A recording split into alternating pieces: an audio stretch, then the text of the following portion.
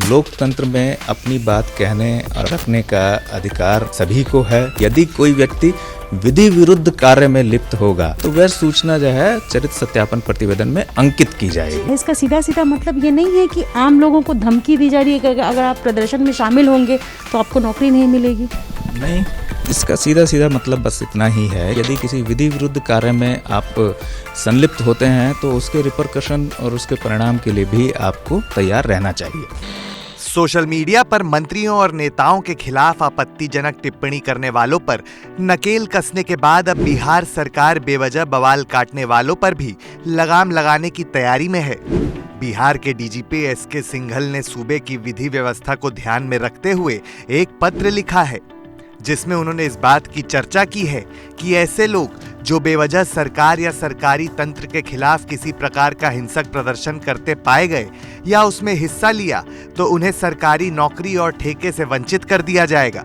DGP SK Singhal की तरफ से जारी किए गए लेटर में स्पष्ट लिखा है, यदि कोई व्यक्ति विधि व्यवस्था की स्थिति, विरोध प्रदर्शन, सड़क जाम इत्यादि मामलों में संलिप्त होकर किसी आपराधिक कृत्य में शामिल होता है और उसे इस कार्य के लिए पुलिस के द्वारा आरोप पत्रित किया जाता है तो उनके संबंध में चरित्र सत्यापन प्रतिवेदन में विशिष्ट एवं स्पष्ट रूप से प्रविष्टि की जाए। ऐसे व्यक्तियों को गंभीर परिणामों के लिए तैयार रहना होगा, क्योंकि उनमें सरकारी नौकरी, सरकारी ठेके आदि नहीं मिल पाएंगे।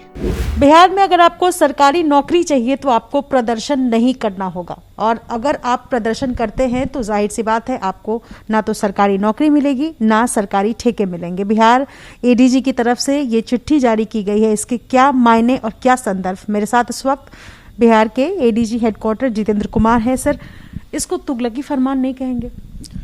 मैं इस बारे में दो बातें स्पष्ट कर देना चाहूँगा।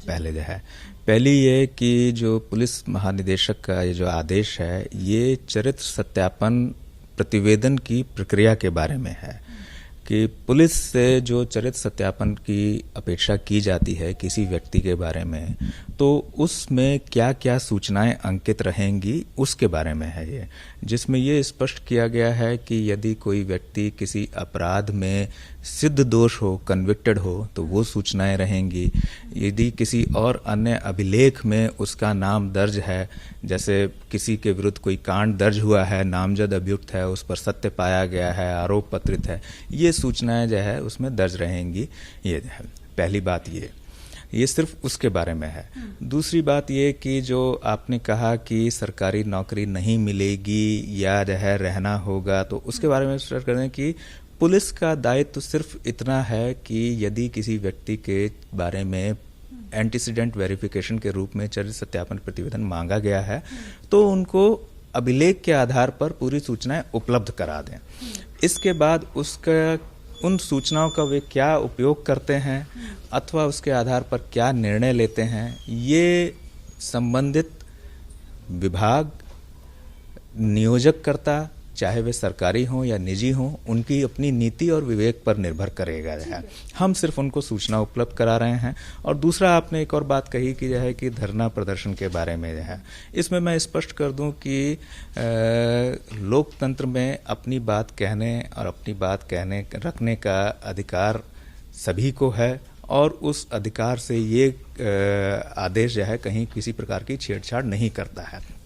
मात्र जो बात कही जा रही है वो ये कि यदि कोई व्यक्ति विधि विरुद्ध कार्य में लिप्त होगा तो और उसके संबंध में थाना अभिलेख में सूचना होगी तो वह सूचना जो है चरित्र सत्यापन प्रतिवेदन में अंकित की जाएगी। ठीक है सर, मैं वही जानना चाह रही हूँ जो चिट्ठी में मैं जरा पढ़कर बताती हूँ। यदि कोई व्यक्ति विधि व्यवस्था की स्थिति, विरोध प्रदर्शन, सड़क जाम इत्यादि मामलों में संलिप्त होकर किसी आपराधिक कृत्य में शामिल होता है और इस कार्य के लिए पुलिस के द्वारा आरोप पत्रित किया जाता है तो उनके संबंध में चरित्र सत्यापन प्रतिवेदन में विशिष्ट एवं स्पष्ट रूप से प्रविष्टि की जाए। ऐसी आखिरी लाइन है, ऐसे व्यक्तियों को गंभीर परिणामों के लिए तैयार रहना होगा क्योंकि उनमें सरकारी नौकरी, सरकारी ठेके आदि नहीं मिल पाएंगे। इसका क्या मतलब है? सीधा सीधा इसका सीधा सीधा मतलब बस इतना ही है कि ये बात उनको जो है बताई गई है कि इसके रिपरकशन ये हो सकते हैं। ये किसे निर्णय लेना है ये उन पर निर्भर करेगा कि हमारे द्वारा जो चरित्र सत्यापन प्रतिवेदन में सूचना दी गई है उस पर क्या निर्णय लें। वो निर्णय लेने का ना हमारा कोई जो है अधिकार है और ना ही हमारी तरफ से कोई सुझाव है। पुलिस की तरफ से जो टेक्निकलिटी समझाया जा रहा है, इसका सीधा सीधा मतलब ये नहीं है कि आम लोगों को धमकी दी जा रही है कि अगर आप प्रदर्शन में शामिल होंगे तो आपको नौकरी नहीं मिलेगी। नहीं, बस इतना ही बताया जा रहा है कि यदि किसी विधि विरुद्ध कार्य में आप संलिप्त होते हैं तो उसके रिपरकशन और उसके परिणाम के लिए भी आपको तैयार रहना चाहिए। सर, ये जो चिट्ठी जारी की गई है, ये गृह विभाग की जानकारी में है, यानी कि सीएम नीतीश कुमार की जानकारी में है? मैं सिर्फ पुलिस मुख्यालय की तरफ से बोल सकता हूं, उसके बियॉन्ड मेरा चार्टर नहीं है। ठीक है, थैंक यू सर। तो फिलहाल एडीजी हेडक्वार्टर का कहना है कि इसमें कहीं ना कहीं जो विधि व्यवस्था के खिलाफ या विधि व्यवस्था के खिलाफ जो लोग शामिल होने जा रहे हैं इस तरीके के प्रदर्शन में, उनको लेकर के एक चिट्ठी, लेकिन इस चिट्ठी को लेकर के आपको बता दें कि बिहार सरकार के गृह विभाग तक भी ये जानकारी है। अपने सहयोगी विशाल राय के साथ निधिश्री, एबीपी न्यूज पटना।